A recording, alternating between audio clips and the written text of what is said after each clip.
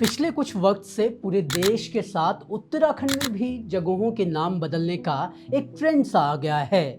बीते दिनों उत्तराखंड में भी 17 जगहों के नाम बदलने की बात कही गई, लेकिन इनमें से एक जगह का नाम बदलने को लेकर स्थानीय लोगों से इतिहासकारों तक ने सरकार को घेरना शुरू कर दिया। बात इस हद तक पहुंच गई थी कि सरकार को नाम बदलने की लिस्ट से इस जगह को हटाना भी पड़ा। जिस जगह का नाम बदलने को लेकर हंगामा हुआ वो जगह थी मियांवाला। पहली बार जब आप ये नाम सुनते हैं तो लगता है कि इस नाम का किसी मुस्लिम राज्य या व्यक्ति से कोई संबंध होगा, लेकिन जब आप इतिहास के पन्ने पलटते हैं तो पता चलता है कि ये कोई मुस्लिम नाम नहीं बल्कि गढ़वाल राज्य दरबार में मिलने वाली एक उपाधि थी। सिर्फ यही नहीं, इस नाम के तार हिमाचल तक जुड़े हुए पाए जाते हैं। अब वो कैसे, इसके बारे में तो हम आपको बताएंगे ही, लेकिन इसी बहाने आज बात करेंगे पहाड़ों में गांव और पट्टियों के अलग और अनोखे नामों की। उत्तराखंड में जब आप मसूरी देहरादून से आगे पहाड़ की ओर बढ़ते हैं तो यहाँ पर आपको कई जगहों के नाम में एक पैटर्न नजर आता है।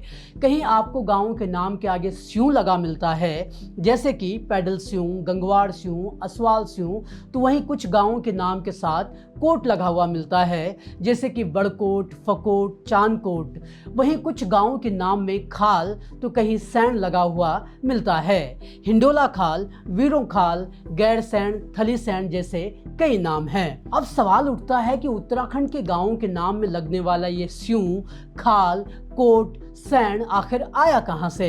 क्यों उत्तराखंड में गांवों के नामों के साथ ये शब्द जुड़े हुए हैं? तिर पहाड़ मेरे पहाड़ के इस एपिसोड में हम आपको पहाड़ी गांवों के नामों के साथ इन शब्दों के जुड़ने की पूरी डिटेल तो देंगे ही, साथ ही बताएंगे कि देहरादून में क्यों ज्यादातर जगहों के नाम के साथ वाला जुड़ता है। तो तिर पहाड़ मेरे पहाड़ के इस एपिसोड में कहानी उत्तराखंड में अलग अलग क्षेत्र और गांव के अलग और अनोखे नामों की।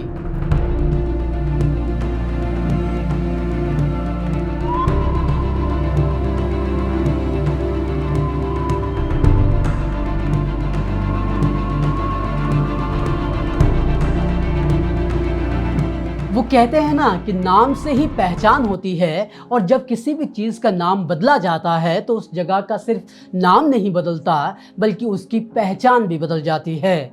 ऐसे में उत्तराखंड सरकार ने जब मियांवाला का नाम बदलना चाहा तो तमाम इतिहासकार और स्थानीय लोग एकजुट होते दिखे। गढ़वाली समुदाय के लोगों ने मियांवाला नाम बदलने का पुरजोर विरोध किया। अब मियांवाला का क्या इतिहास है इस पर भी आगे चर्चा करेंगे, लेकिन उससे पहले जरा बात कर लेते हैं उत्तराखंड के गांवों के नामों में लगने वाले स्यूं की। उत्तराखंड के पहाड़ी इलाकों के कई गांवों के नामों के पीछे स्यूं लगता है। खासकर पौड़ी गढ़वाल की तरफ आपको ऐसे कई गांव या जगह देखने को मिल जाती हैं जिनके नाम के साथ स्यूं जुड़ता है। इसके पीछे क्या कारण है या क्या कहानी है, इस पर इतिहासकारों के बीच कोई एक मत नहीं मिलता। इतिहासकार शिव प्रसाद डबराल के मुताबिक प्राचीन कश, खस जाति या इनके समकालीन अन्य पशुचारक जातियां सूर्य यानी वैदिक सूर्य की उपासना किया करती थी। इस जाति का देव चिन्ह अश्व था और ऐसा माना जाता है कि पश्चिम में सबसे पहले अश्व पालने वाली यही जाति थी और इनका प्रमुख देवता था कशु। पत्रकार हरीश लखेड़ा इस पर बात करते हुए बताते हैं कि गुजरते वक्त के साथ इनके देवता बदलते रहे और इन्होंने पुराने देवताओं का त्याग भी किया। हालांकि इन्होंने अपने इष्ट देवता यानी कशु को कभी नहीं छोड़ा। लखेड़ा दावा करते हैं कि इस देवता को आज भी कश्मीर से लेकर जौनसार के खस महासू के नाम से जानते हैं। वो कहते हैं कि खस जाति को अपने देववाचक सू शब्द से इतना प्रेम था कि हिमालय के सैकड़ों स्थानों के साथ सू शब्द जैसे जुड़ सा गया। बाद में यही सू शब्द स्यूं हो गया।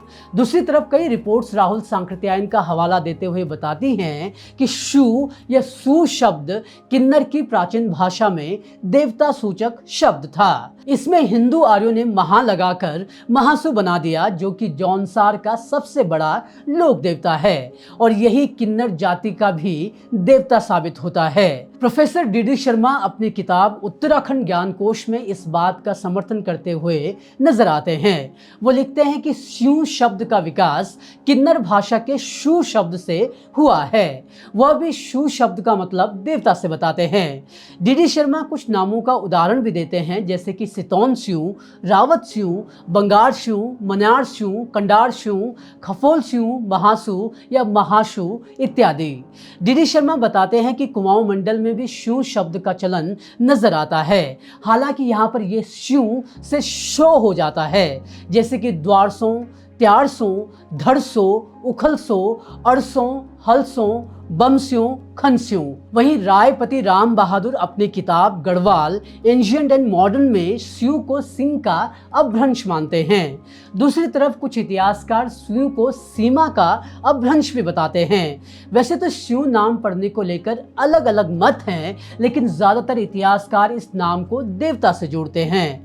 ऐसे में जब तक कोई पुष्ट प्रमाण नहीं मिल जाता, तब तक ये कहा जा सकता है कि क्योंकि ये देवता के नाम के साथ जुड़ता था, तो उत्तराखंड के समाज ने अपने क्षेत्रों के नाम में भी इस शब्द को जोड़ लिया होगा। और देवभूमि उत्तराखंड में ऐसा होना आश्चर्यजनक नहीं हो सकता, क्योंकि यहाँ पर लोगों की अपने स्थानीय देवताओं में काफी ज्यादा आस्था है। चलो, ये तो बात हो गई स्यू नाम पढ़ने की, लेकिन अब बात करते हैं उन गांवों की जिनके नाम के साथ कोट जुड़ता है। आप गढ़वाल की तरफ जाएं, चाहे कुमाऊं की तरफ, आपको कई ऐसे गांव या क्षेत्र मिल जाएंगे जिनके नाम के साथ कोट लगता है।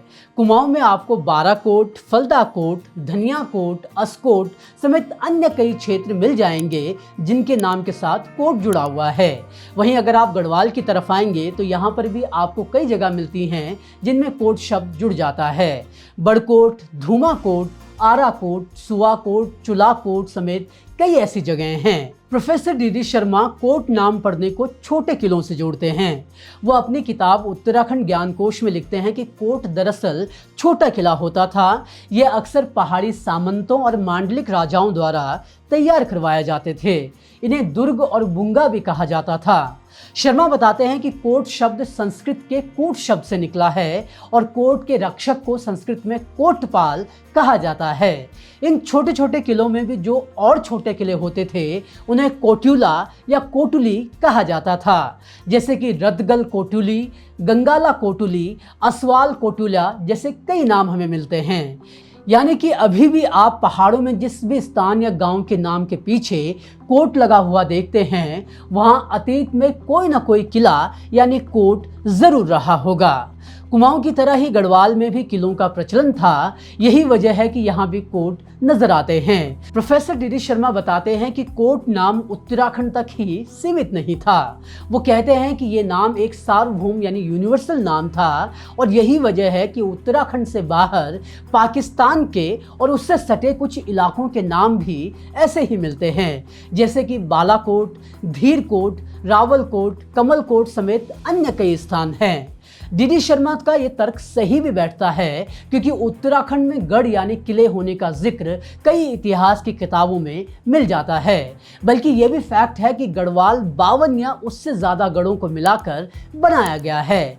ऐसे में क्षेत्रों के नामों के साथ कोट आने का डीडी शर्मा का तर्क सटीक नजर आता है। अब उत्तराखंड में स्यू और कोट शब्द के अलावा कई जगहों के नामों के पीछे खान भी लगता है, तो कई जगहों के नाम के साथ सैन और खाल भी जुड़ता है। अब पहले सैन और खाल की बात कर लेते हैं। उत्तराखंड के दोनों ही मंडलों यानी कुमाऊं और गढ़वाल में खाल शब्द को कई जगहों के नामों में जोड़ा जाता है। दोनों ही जगह इसका मतलब भूमि की एक खास तरह की स्थिति से है। हालांकि जब आप इसकी परिभाषा देखते हैं तो गढ़वाल और कुमाऊं में ये अलग अलग हो जाती है। गढ़वाल में जहाँ खाल का मतलब एक ऐसी जमीन से है जो पहाड़ की चोटी के नजदीक हो, ये एक ऐसी जगह होती है जहां से आप पहाड़ के दोनों ओर के भूभाग को देख सकते हैं। वहीं कुमाऊं में खाल का एक मतलब पहाड़ के बीच की वो समतल और गहरी जमीन है जहां पानी इकट्ठा हो जाता है। वहीं बात अगर सैन की करें तो ये वो जगह होती है जो पहाड़ों के बीच में पड़ती है। प्रोफेसर डीडी शर्मा बताते हैं कि मध्य पहाड़ी बोलियों में पहाड़ों के मध्य में पड़ने वाली समतल जमीन को सैन कहा जाता है, जैसे कि गैरसैंण, भिकियासैंण, थलीसैंण, समेत अन्य। पहाड़ में सैंड के अलावा खान शब्द भी कई जगहों के नामों के साथ लगा मिलता है। पहली नज़र में ऐसा लगता है कि ये इस्लाम से प्रभावित नाम होगा, लेकिन ऐसा नहीं है। और ऐसा क्यों है, इसका जवाब भी प्रोफेसर डी शर्मा देते हैं। वो बताते हैं कि मध्य पहाड़ी बोलियों में धार, गाड़, डांडा आदि समान स्थान नामों के साथ खान शब्द का प्रयोग भी कई जगहों पर मिलता है। वो लिखते हैं कि इसकी उत्पत्ति के संबंध में माना जा सकता है कि इसका विकास संस्कृत के खंड शब्द से हुआ होगा, क्योंकि घरों के भाग को भी खन या खंड कहा जाता है।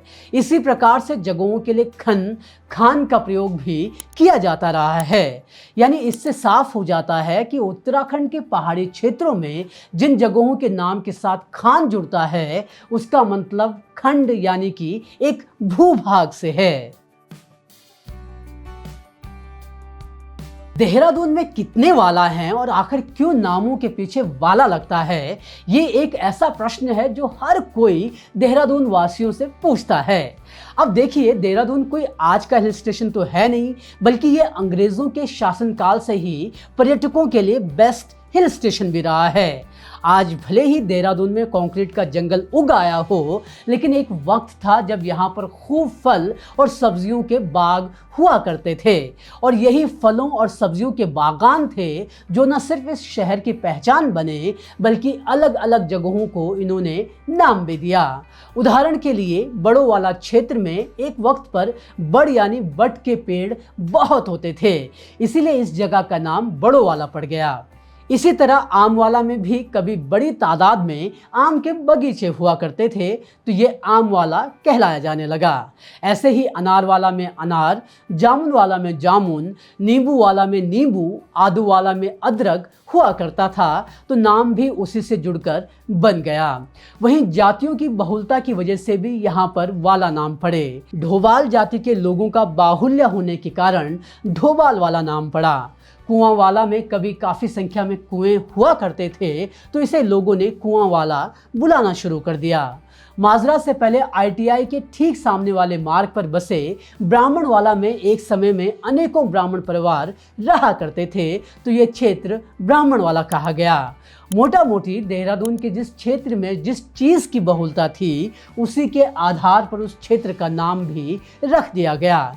कहीं ये बहुलता फलों की थी, तो कहीं पर लोगों की। अभी की बात करें तो देहरादून क्षेत्र में करीब 150 गांव और कॉलोनियों के नाम में वाला शब्द जुड़ा हुआ पाया जाता है। और जब हम वाला की बात कर रहे हैं, तो मियाँ वाला भी इसी लाइन में शामिल होता है।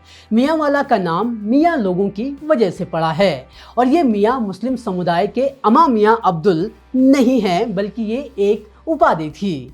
ये उपाधि गढ़वाल राज्य दरबार में लोगों को दी जाती थी। इतिहासकारों के मुताबिक टिहरी के राजा प्रदीप शाह का ससुराल गुलेर रियासत में था। गुलेर रियासत हिमाचल प्रदेश के वर्तमान कांगड़ा जिले में थी। ये रियासत न केवल अपने शासन और संस्कृति के लिए जानी जाती थी, बल्कि इसके गहरे संबंध टिहरी गढ़वाल रियासत से भी थे। इन रियासतों के बीच रोटी बेटी का रिश्ता भी था, और इतिहास के पन्नों में दर्ज है कि गढ़वाल और टिहरी गढ़वाल के लगभग 13 राजाओं के वैवाहिक और पारिवारिक रिश्ते हिमाचल प्रदेश की रियासतों से, खासकर गुलेर रियासत से जुड़े हुए थे। इसी तरह टिहरी गढ़वाल के तीसरे राजा प्रताप शाह की महारानी, जिन्हें गुलेरिया जी के नाम से भी जाना जाता है, गुलेर रियासत से ही आती थी। इन वैवाहिक संबंधों ने गुलेर और गढ़वाल टिहरी के बीच एक मजबूत कड़ी स्थापित की थी, जिसकी वजह से गढ़वाल साम्राज्य में गुलेर रियासत के लोगों को मियाँ की सम्मानजनक उपाधि से नवाजा गया था, जो उस समय की बोलचाल और परंपरा में प्रचलित भी हो गया था। राजा प्रताप शाह के शासनकाल से ही गुलेरिया लोग अपने रिश्तेदारों के साथ गढ़वाल आने लगे थे। इन लोगों को डोलेर भी कहा जाता था, जिसका अर्थ है कि वो लोग जो दुल्हन की डोली के साथ गढ़वाल आए थे। ये गुलेरिया लोग बड़े और सम्मानित राजपूत थे, जिनका प्रभाव और पहचान दोनों क्षेत्रों में फैली हुई थी। जब इन रियासतों से लोग टिहरी रियासत में आए, तो गुलेरिया भी उनके साथ थे। गढ़वाल और टिहरी के राजाओं ने इन लोगों को अपनी सेवा और रिश्तेदारी के सम्मान में कई जागीरें प्रदान की, और इन्हीं में से एक प्रमुख जागीर थी अभी के देहरादून में बसा मियाँ वाला। जब ये लोग यहाँ बसे तो इन्हें मिली इसी उपाधि की वजह से ये क्षेत्र मियाँ लोगों का होने लगा और यही बाद में मियाँ वाला नाम बन गया। मियाँ लोग गढ़वाल के राजपूत हैं और इसका एक प्रमाण रायपति राम बहादुर अपनी किताब गढ़वाल एंशिएंट एंड मॉडर्न में भी बताते हैं, जहां वो गढ़वाल के राजपूत जातियों में मियाँ को भी दर्शाते हैं। तो ये थी पहाड़ के कुछ विशेष क्षेत्रों और गांवों के नाम पढ़ने की पूरी कहानी। आपको हमारी ये प्रस्तुति कैसी लगी ज़रूर बताएं। कोई सवाल या सुझाव आप हमें देना चाहते हैं तो कमेंट बॉक्स में लिखें और पहाड़ी क्षेत्रों के नाम को लेकर कोई जानकारी आप हमारे साथ साझा करना चाहते हैं तो ज़रूर करें और साथ ही हमारे चैनल को लाइक, शेयर और सब्सक्राइब करना ना भूलें। धन्यवाद।